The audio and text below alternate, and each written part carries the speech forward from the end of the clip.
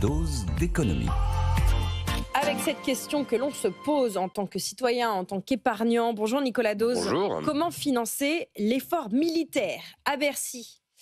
Les choses prennent forme. À quoi pense le ministre de l'économie? À l'épargne des Français, évidemment, pour participer à ces dépenses de défense.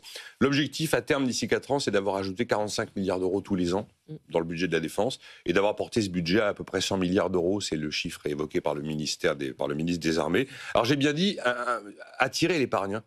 Pas aller piquer l'argent des gens. C'est quand même ce qu'on entend depuis quelques jours, c'est est-ce qu'on va me prendre mon argent? Bon, l'idée qui tient la corde, selon BFM Business, des informations qui ont été confirmées par Caroline Morisseau, on ne va pas créer un nouveau produit d'épargne type livret A, il ne va pas y avoir d'emprunt national, c'est pas au programme, pas de grand emprunt.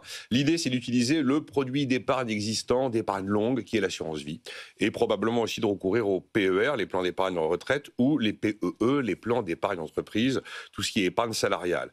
Derrière, l'enjeu serait de créer une sorte de fonds national dédié donc à la défense.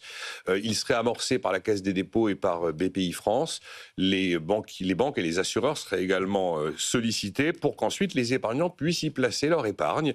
Alors on imagine que ça reviendrait probablement à placer son épargne dans des contrats type unité de compte, les contrats qui présentent un risque, mais enfin un rendement supérieur par rapport aux contrats fonds euros qui ne présentent pas de risque, mais des rendements très faible. Voilà à peu près le schéma de ce à quoi on est en train de réfléchir à Bercy aujourd'hui. Bon, et à quoi ensuite pourrait ressembler ou que deviendrait cette épargne? Cette épargne, l'idée, c'est que ça permet d'avoir des liquidités qui peuvent servir à prêter de l'argent au secteur de l'armement, au secteur de la défense. C'est exactement comme l'argent du livret A. L'argent du livret A finance des prêts aux offices HLM. Après, il faudra évidemment qu'il y ait un rendement attractif pour qu'il y ait l'incitation à aller vers ce type de produit. La brique en plus, mais ça attention, il n'en est pas question pour l'instant, la brique en plus, ce serait qu'il y ait une forme de garantie de l'État sur l'épargne engagée. Voilà. Mais attention, ça n'est absolument pas aujourd'hui d'actualité. Mais je précise que quand on dit rendement, dans ces cas-là, ce n'est pas un taux administré réglementé. Ce n'est pas le taux du livret A, ce n'est pas un taux décidé à Bercy. Parallèlement à cette nouvelle épargne, l'effort de défense serait évidemment porté par la commande publique, de manière importante. Ça veut dire qu'un secteur qui est en plus soutenu par la commande publique, c'est un secteur qui a priori a des belles perspectives, qui est plutôt solide. C'est un élément rassurant pour l'épargnant. Pourquoi est-ce que Bercy privilégie cette piste? Parce que d'abord, l'assurance vie existe déjà, donc le produit existe.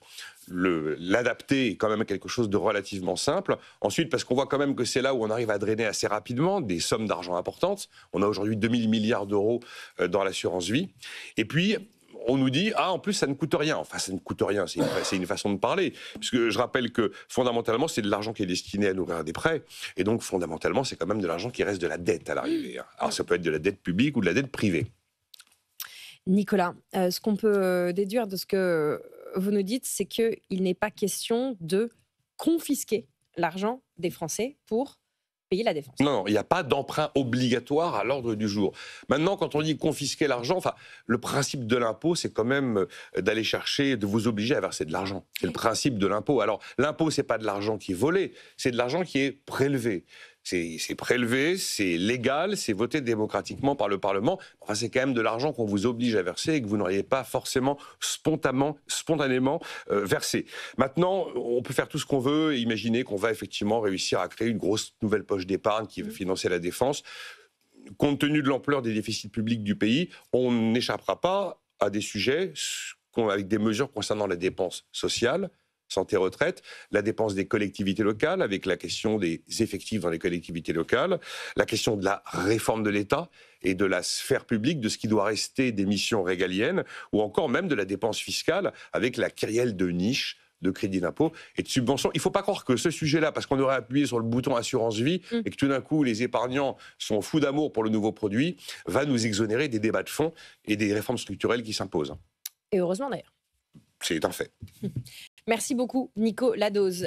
Pour la défense, l'épargne à la rescousse. À retrouver en podcast et en replay sur notre site et notre application dans l'onglet Tout pour investir. Et aussi sur YouTube, vous le savez, les chroniques de Nicolas sont à retrouver sur la chaîne. Il y a un espace commentaire. Vous aussi, vous pouvez partager vos convictions et vos coups de gueule économiques avec notre équipe.